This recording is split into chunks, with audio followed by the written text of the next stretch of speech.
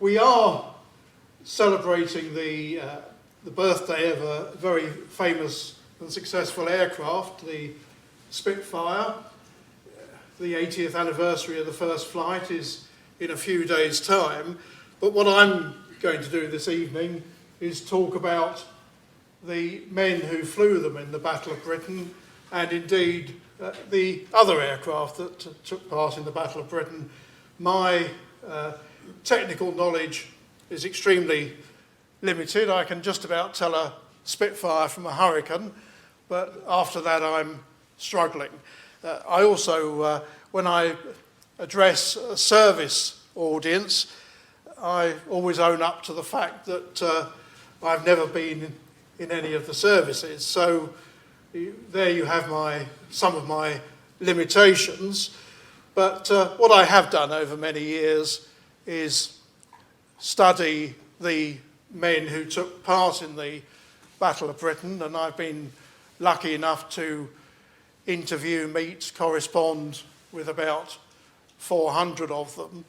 And I've written various relevant books on the subject, including editing the new edition of Men of the Battle of Britain by Kenneth G. Wynne that came out last year.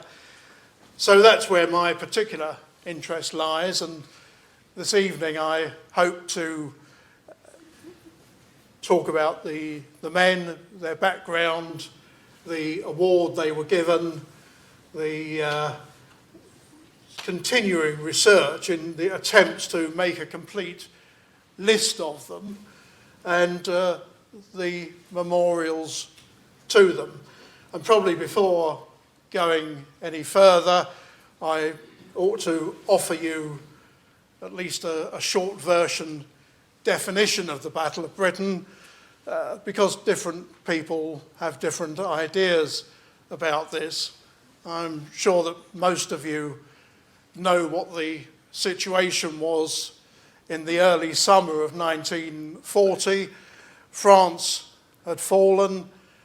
Hitler hoped to take Great Britain out of the war, preferably by reaching an accommodation with the British government, and for a time that seemed a possibility. There was certainly a faction in the British cabinet that favoured that, but the will of Winston Churchill, the Prime Minister, prevailed. There was no accommodation, and so the alternative for Hitler was an invasion of Britain. And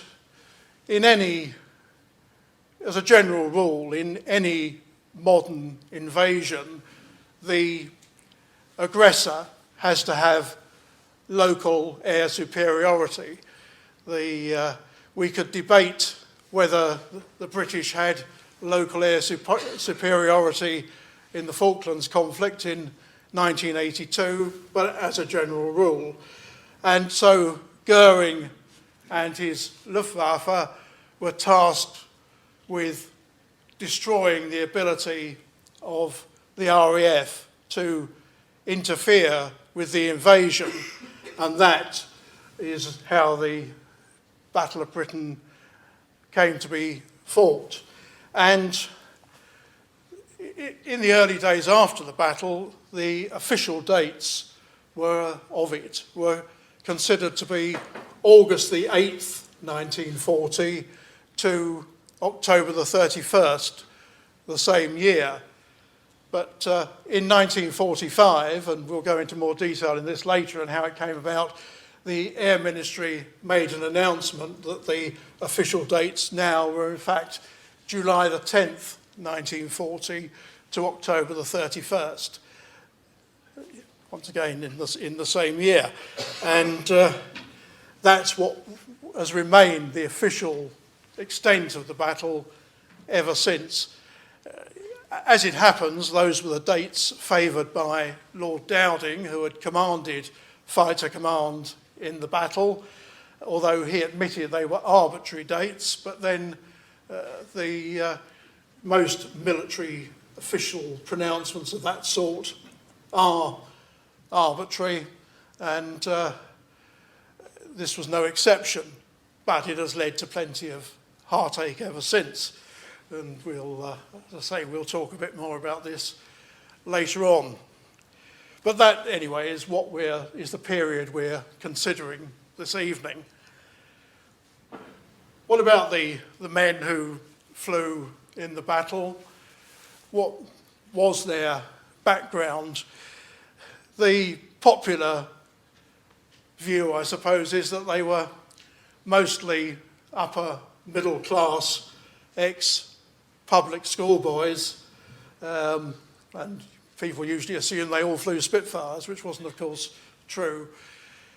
And, of course, there were people like that who did fly in the battle. There were, for example, of the approximately 2,940 who took part in the battle, and that figure is still not final. The research goes on and people are being added to the list and crossed off it. But of the about 2,940, for instance, about 200 were pre-war members of the very snooty Auxiliary Air Force, and so did fit the typical image. I suppose the most socially prominent of all the Auxiliary Air Force squadrons was number 601, County of London, which flew Hurricanes in the battle, and it was known, not without good reason, as the Millionaires Squadron or the Millionaires Mob. And to illustrate its social prominence, 3 consecutive COs of the squadron in the Battle of Britain were Squadron Leader the Honourable Max Aitken, the son of Lord Beaverbrook, Squadron Leader the Honourable Edward Ward, son of the Earl of Dudley, and Squadron Leader Sir Archibald Hope, Baronet.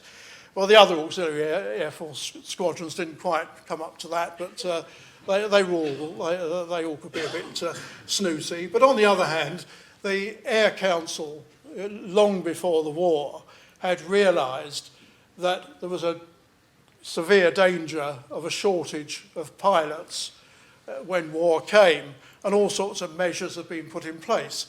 So about 800 of those who took part in the Battle of Britain, for instance, were members of the Royal Air Force Volunteer Reserve, which had been established in the 1930s, particularly to get in recruits from grammar schools and other non-public school educations.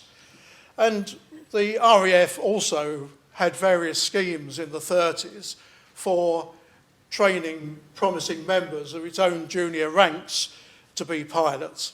And so some of the guys who flew Spitfires and Hurricanes in the battle were very much from working class backgrounds, usually flying as NCO pilots.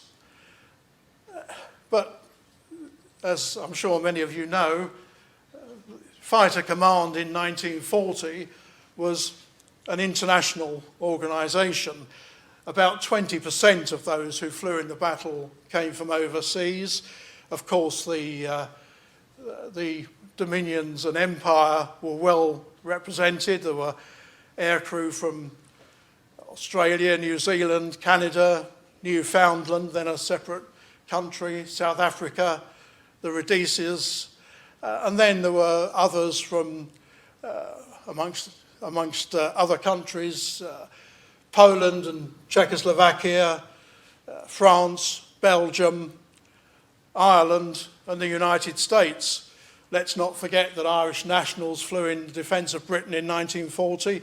The United States volunteers, this was long before America had entered the war, and so they flew despite official disapproval from both governments, and some of them fudged the issue a bit and pretended to be Canadian, and I strongly suspect that RAF recruiting officers at the time didn't regard it as part of their patriotic duty to inquire too closely into the antecedents of some of these alleged Canadians.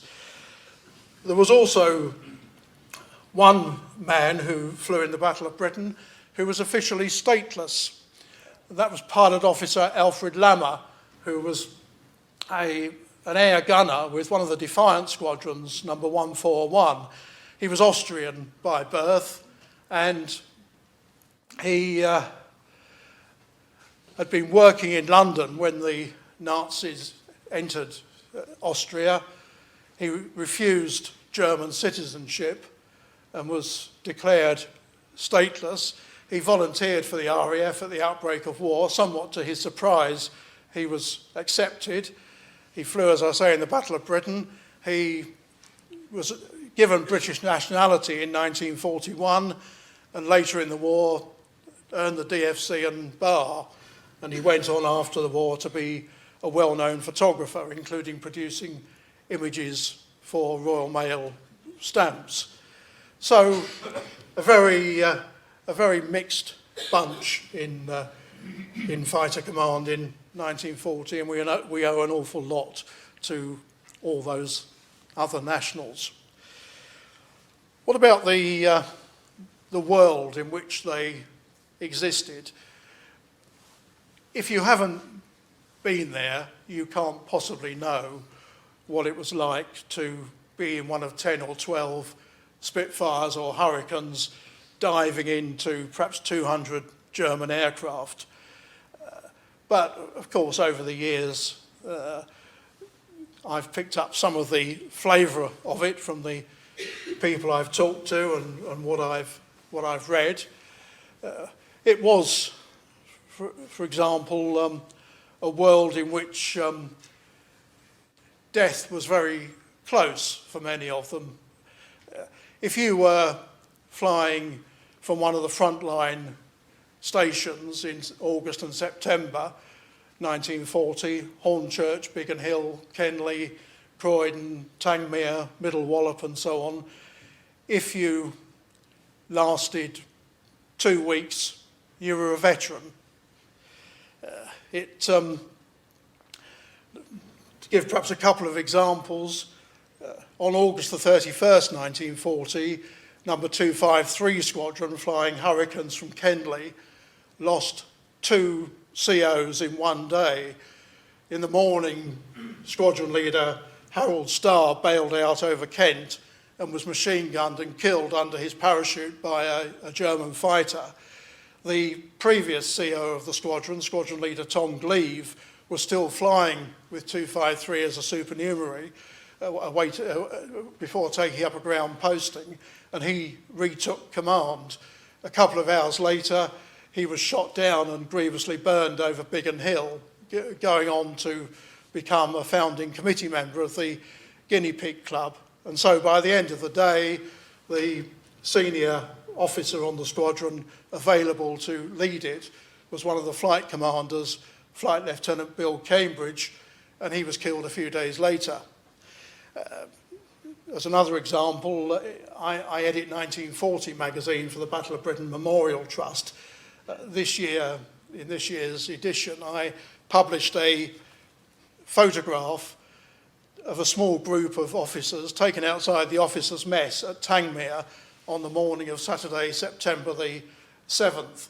Most of the people in the picture are pilots of number 43 Squadron, a Hurricane Squadron known as the Fighting Cocks.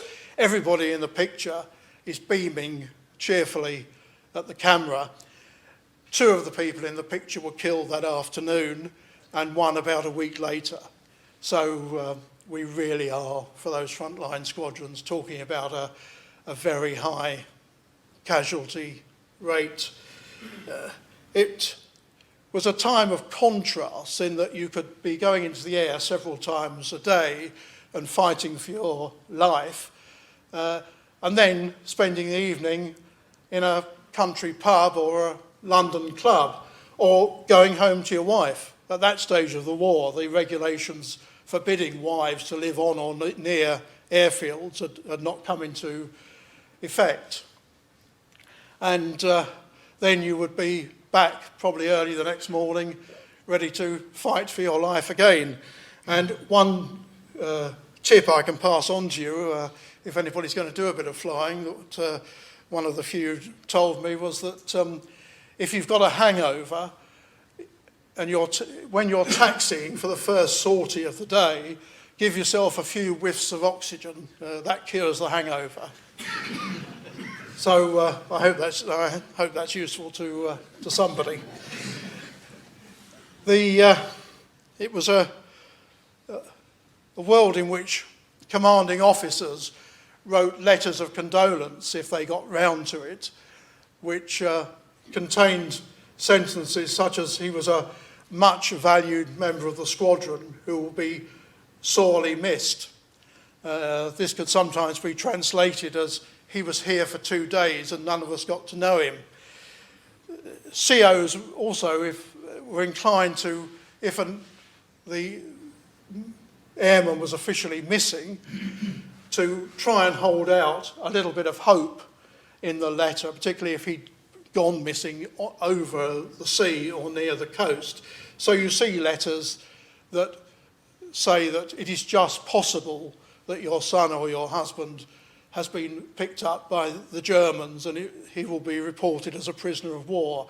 The German air sea rescue at that time was much better organised than the British. Only 1 or 2 cases that came true. They did turn up as prisoners of war, having been fished out of the Channel by the Germans. Civilians also wrote letters at that time, often witnesses to crashes, and you can detect a couple of trends in those letters. One is that they were often very anxious to reassure the next of kin they were writing to that the pilot had been killed in the air, presumably implying that there was therefore no suffering. And secondly, you can detect in these letters the growing reputation of the RAF. At the time of Dunkirk, the RAF had been most unfairly criticised for leaving the army in the lurch on the beaches, and its reputation was a low ebb. But gradually, during the Battle of Britain, as people could witness the fighting overhead, the men of fighter command in particular turned into national heroes, and that is constantly reflected in newspaper coverage and in letters. I've got the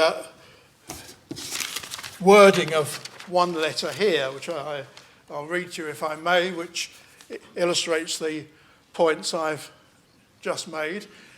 Pilot Officer Herbert Case was a Spitfire pilot with number 72 Squadron who was killed on October the 12th, 1940. His aircraft crashed on the outskirts of Capel-le-Fern village in a field, the opposite side of the village on the White Cliffs of Dover to where the National Memorial to the Few now stands. Herbert Case came from a family that have farmed at Withycombe on the edge of Exmoor for several generations. They're still farming there now.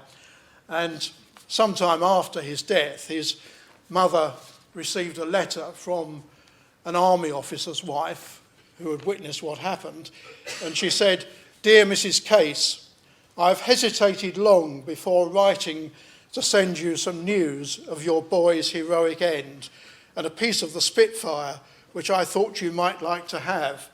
I was staying at Capel-le-Fern when the plane came down 2 fields away from the bungalow. My husband and his platoon were on the spot instantly, and his boys, 70th Buffs, had to do the guarding.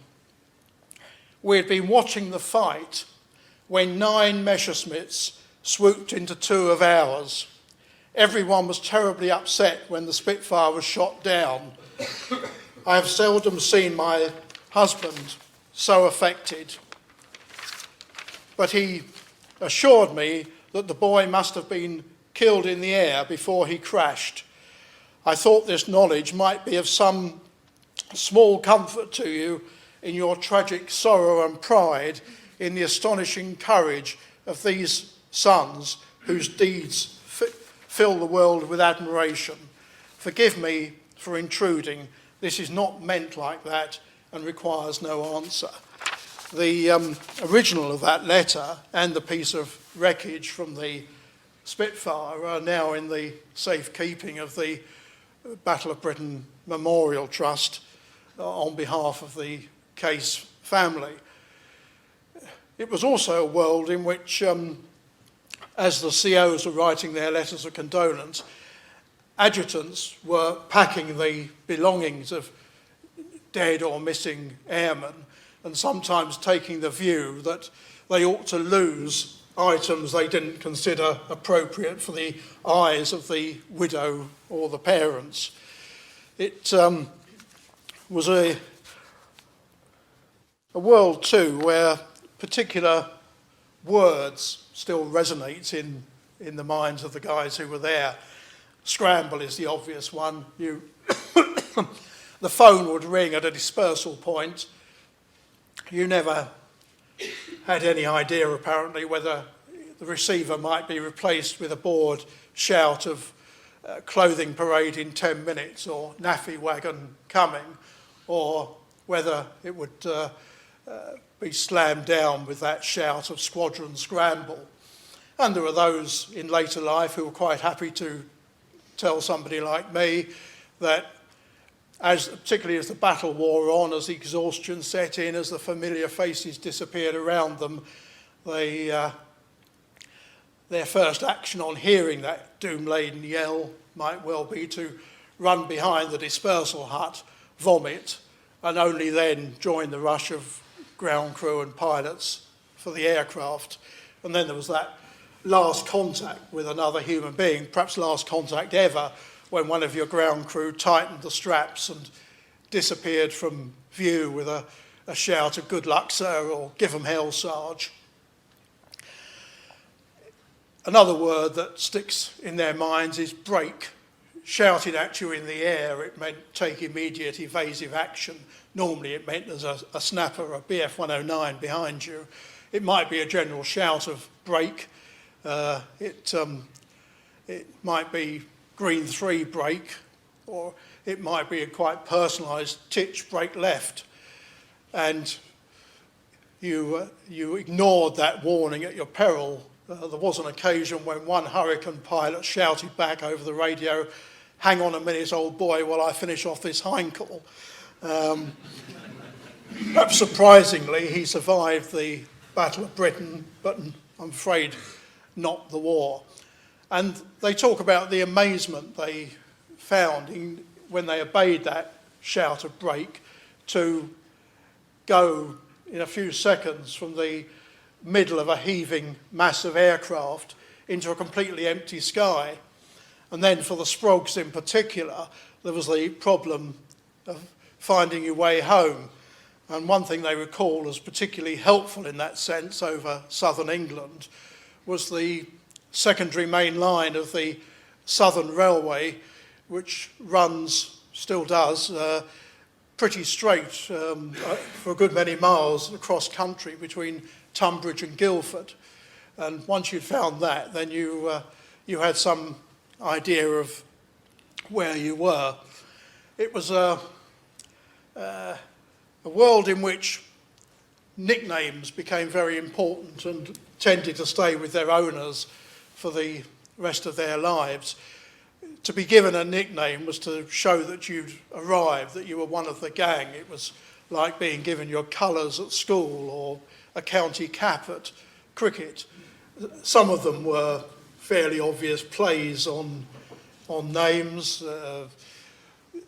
Robin Hood, Sticky Glue, GLEW, Bunny Currant, Fanny Adams, Polly Flinders. But it was a little bit more of a story to some of the others. Dimsey Stones had been caught with the children's book Dimsey Goes to School in his possession.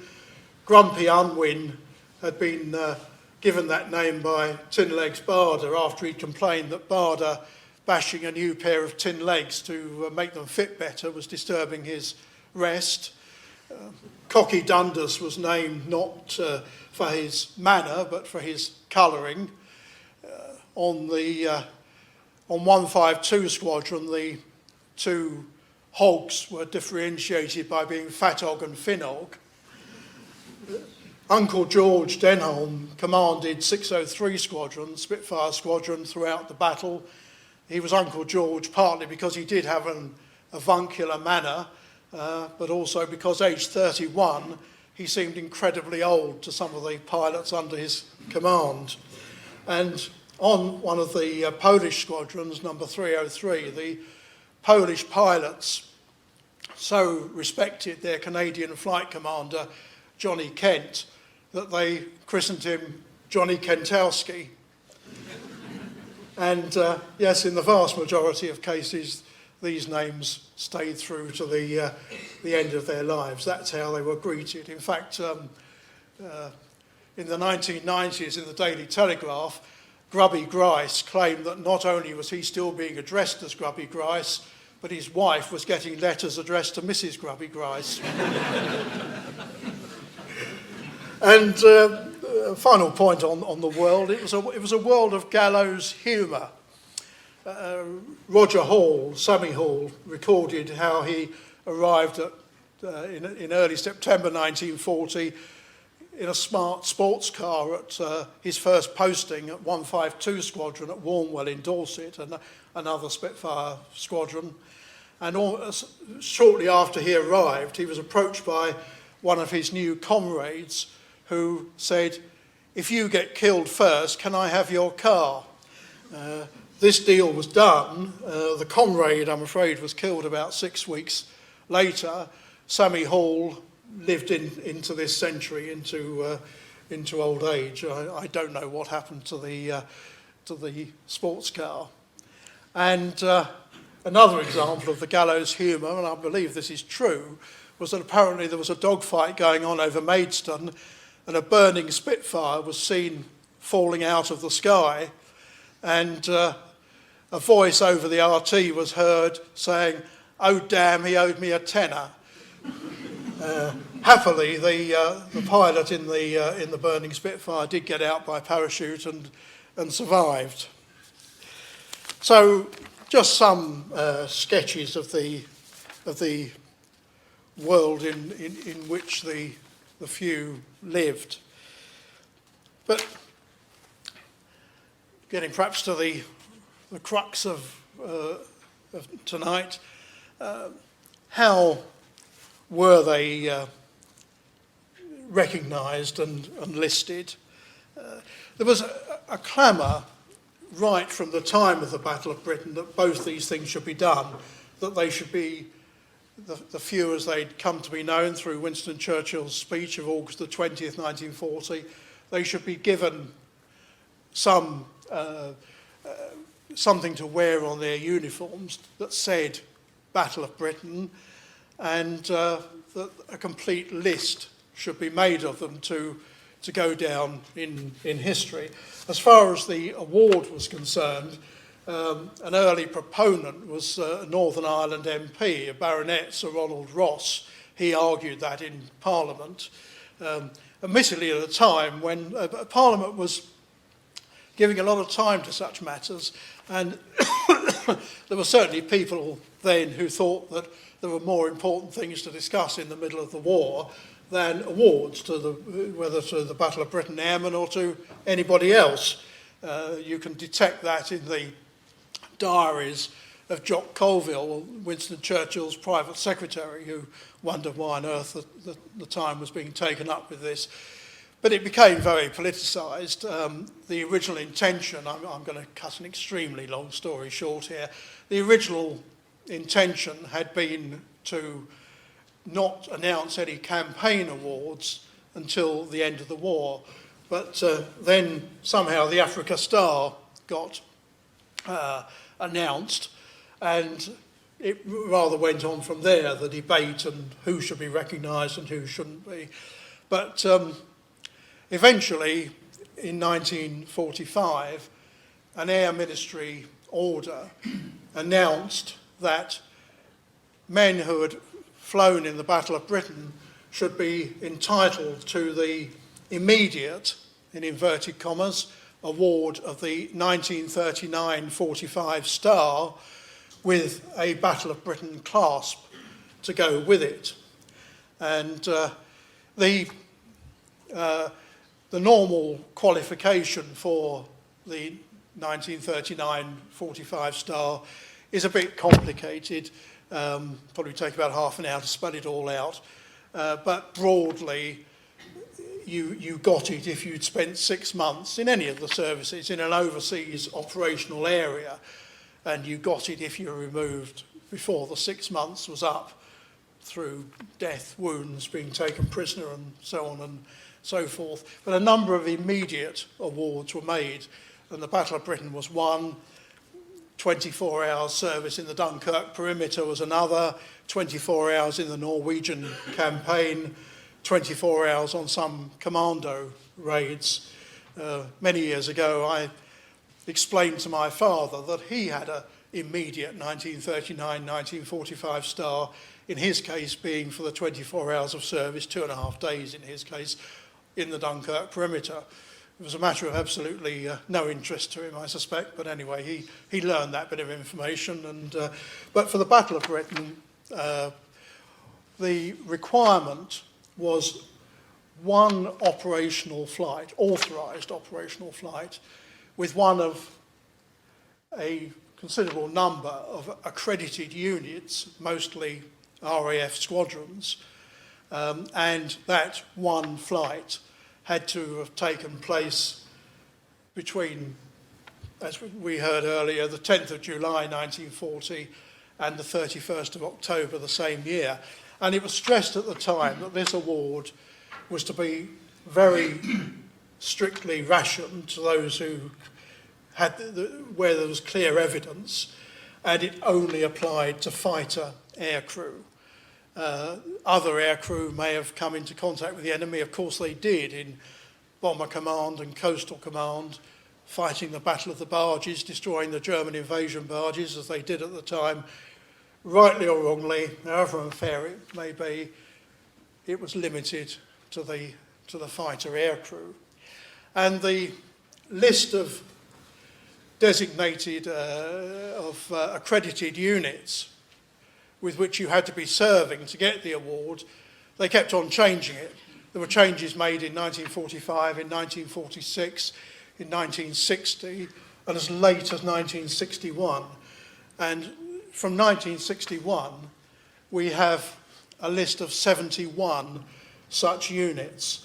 The majority, as I say, RAF squadrons, 3 fighter command squadrons rather, 3 less than squadron units, 422 flight, 421 flight, and the fighter interception unit, 3 coastal command squadrons that were attached for part of the Battle of Britain to fighter command, and 2 fleet air arm squadrons, numbers 804 and 808 naval air squadrons, that were also attached to fighter command during the battle. And generally, the list of accredited units was added to, but 2 squadrons were taken out fairly early on, numbers 53 and 59 squadrons. There appear to be 2 reasons for that.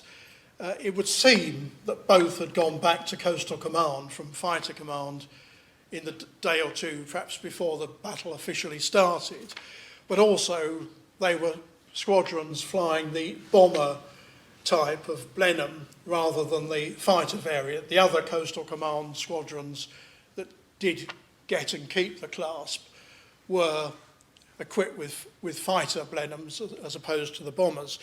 But you start to see how the confusion has arisen over the years as to who is entitled and who is not.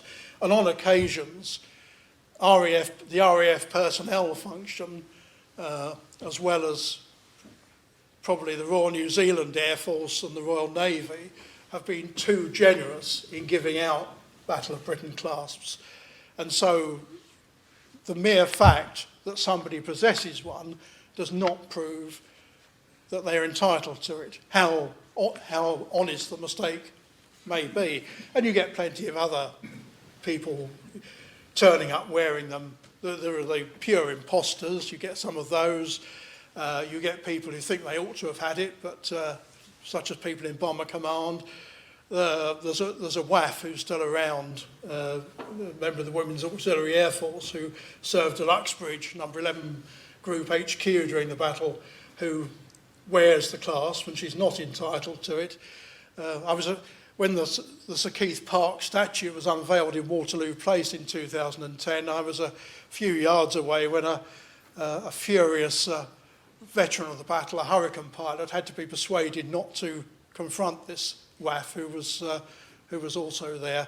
So there are constant cases like this cropping up, and debates over people who wear it and shouldn't wear it, and so on and so forth. It's something that certainly crosses my desk. I get involved with assessing cases along with the Battle of Britain Fighter Association and the Air Historical Branch of the RAF, and these things are cropping up all the time.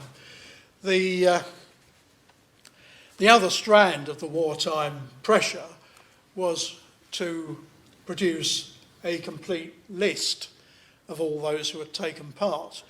And somebody who campaigned for this during the war and actually did something about it was Bruce Ingram, the very wealthy owner and editor of the Illustrated London News, later Sir Bruce. He wrote to Sir Archibald Sinclair, the Secretary of State for Air, saying that such a list should be compiled and that he would pay for it to be produced in some formal form, perhaps on vellum, and kept in a suitable place. And Westminster Abbey was suggested. Archie Sinclair wasn't over keen at the time. He wrote back to Ingram stressing how much he agreed that it was a very good thing to do, but was it really possible in wartime? And would it ever be possible to make a complete list? And how right he was about that. But Bruce Ingram persisted, and he eventually, he wasn't too happy with the decision that was taken, but he went along with it. It was agreed that a list would be compiled of all the aircrew who had been killed in the battle. And at the National Archives, you can look at the list of fighter command aircrew that was signed off by Trafford Lee Mallory as air officer commanding at the time. Lee Mallory rather made the mistake of saying that this was a definitive list and would need no changing. He was nearly right, but not quite. But anyway, eventually a list was compiled, not only of fighter command airmen who'd been killed in the Battle of Britain period, but coastal command and bomber command aircrew as well. And Bruce Ingram paid for the distinguished calligrapher Daisy Alcock to put this on vellum, and it was indeed presented to Westminster Abbey in 1947 on July the 10th, when King George VI opened the RAF chapel there and unveiled the Battle of Britain memorial window. And you can still see it there, but it's not a terribly helpful guide actually to who were the few. A proper listing of the fighter command aircrew really took off in the 1950s with a chap called Flight Lieutenant John Holloway, who had served in a ground crew capacity in the Battle of Britain. But he started to collect autographs, but also to compile the list. And the Holloway list was eventually published in 1961. And it's a brilliant piece of research. And it stayed up as the official list of the few, as far as the RAF were concerned, on their website in more recent years until 2010, when they got me to revise it. And of course, the extra research over the years has led to many changes to the Holloway list. But he was the person who really led the way. Others came later. I mentioned earlier the book Men of the Battle of Britain by Kenneth G. Wynne, and Ken Wynne did brilliant research in the 1980s, assisted by a chap who's no longer with us called Bruce Burton, who doesn't get much credit very often, but he was the guy who ploughed through all the operations record books and so on, trying to list them all.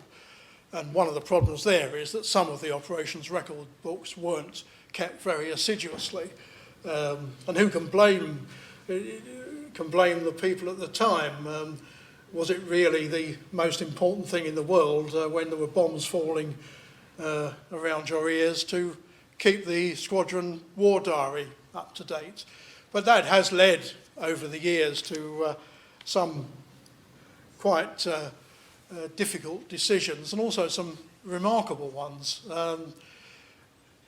Sergeant William Silver, Bill Silver, was taken off the Battle of Britain Fighter Association's lists in the 1970s, the Battle of Britain Fighter Association being the very exclusive organisation of which only the few may be full members. Bill Silver was removed from their list because he's not mentioned in the 152 Squadron Operations Record Book at any point. And yet he certainly flew in the Battle of Britain. He was killed in the Battle of Britain. His comrade, Pilot Officer Eric Mars, Boy Mars, in a letter to his father, recorded on September the 25th, 1940, how he had seen Sergeant Silver's Spitfire blasted out of the sky by a Messerschmitt Bf 109, falling straight into the sea, the Spitfire. And Mars finished his letter to his father with a remark to the effect that that just shows how important it is to keep looking behind you. So, anyway, the mistake was quickly realised. The evidence was there that Silver had flown in the Battle of Britain, and of course he was reinstated. There are plenty of other examples I could go into. One, part of the correspondence still exists in the files of the Battle of Britain Fighter Association. A chap who was a pilot on a Blenheim squadron, and just before the Battle of Britain, he forced landed in a field and was quite seriously hurt. But he returned to the squadron shortly afterwards, but officially non-effective sick. And during the period of the battle, he flew unofficially as an observer on 2 operational sorties with 2 different pilots. And it was put to this chap by somebody that he ought to apply for membership of the Battle of Britain Fighter Association and the clasp. And the matter was put before John Holloway to adjudicate. And as I say, the correspondence in the file is not complete, but Holloway rejected him. And it appears that the grounds on which he rejected him were that the flights weren't authorised. They'd been done behind the back of the squadron CO, and so they were unofficial flights, and he shouldn't have the clasp and or be allowed to be a member of the Fighter Association. The chap concerned, having not thought that he was qualified in the first place, but it had been put into his mind, accepted the decision with good grace. But it's the kind of fine margin that we come up against. The word authorised is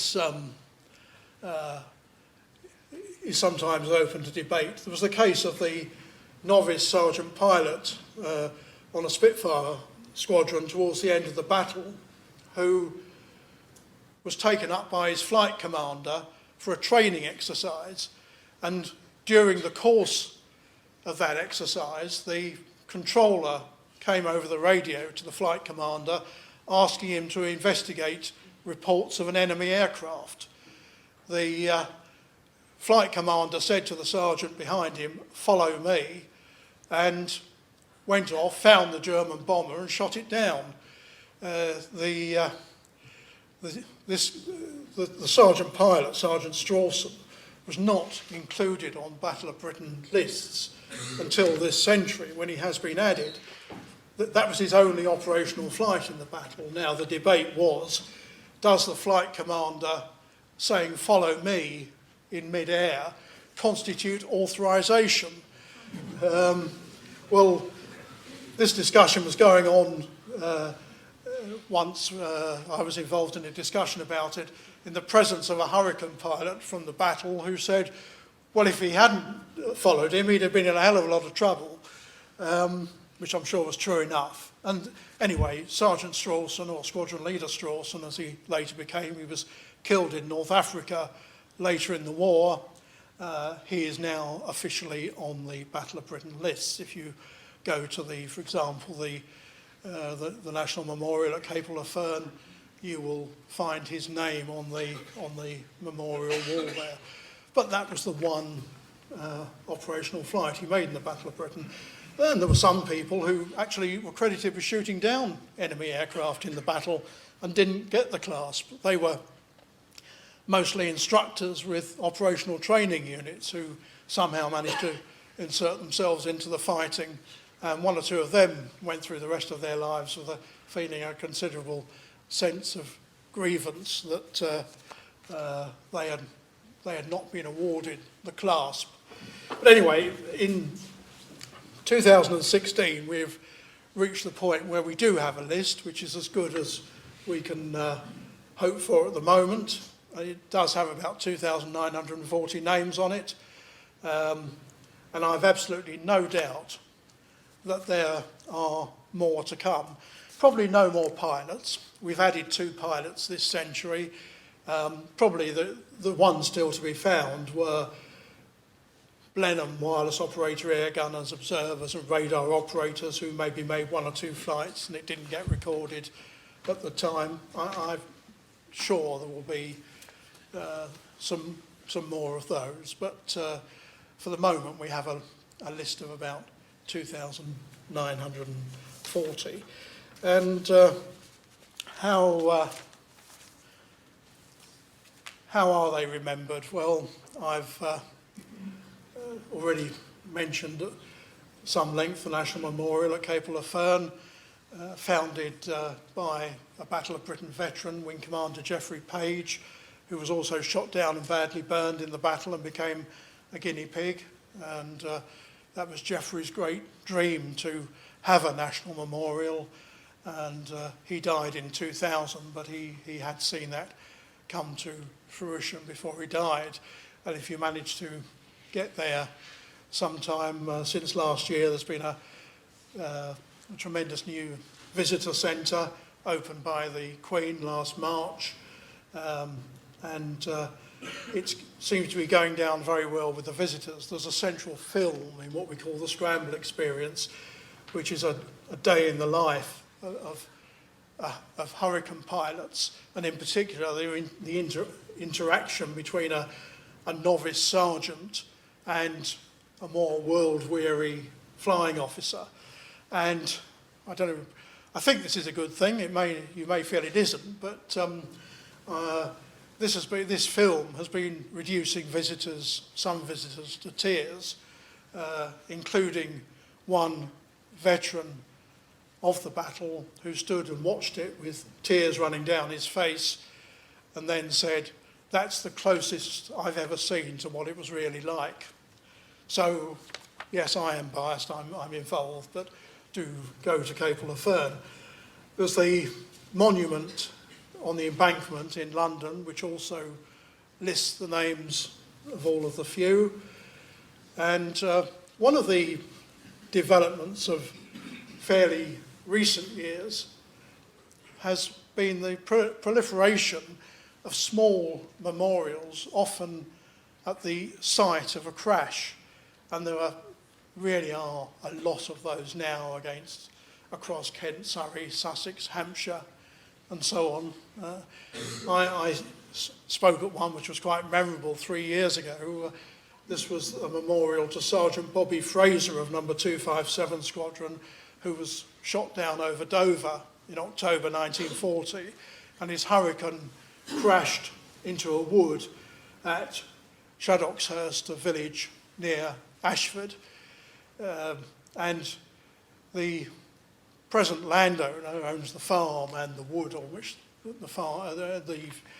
which is on the farm, decided that he would pay for a memorial. This was unveiled 3 years ago almost now. It was April, and there was quite heavy snow as we all stood there in that wood, and I said some words in tribute to Bobby Fraser, and there was a service, and the then chairman of the Battle of Britain Fighter Association, spoke. And it was a very moving occasion, but it certainly stands out in my memory for the inclement conditions in which it was unveiled. And you can find, as I say, you can find these memorials all over the southern counties and beyond. And there are proposals for yet more of these, and still individual pilots and their crash sites to be covered.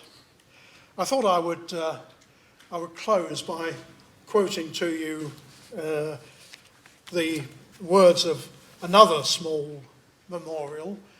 If you go to the village of Brenchley in Kent, near Tunbridge Wells, and if you search very hard on the churchyard wall, you might find a little plaque which says, I think this is one of the most charming Battle of Britain memorials. It's somewhat historically inaccurate, but nonetheless charming. And it says, "To the undying fame of the gallant lads who fought the Battle of Britain over this corner of England in September 1940, and to the glorious memory of those who then gave their lives. Per ardua ad astra." Thank you very much for your attention.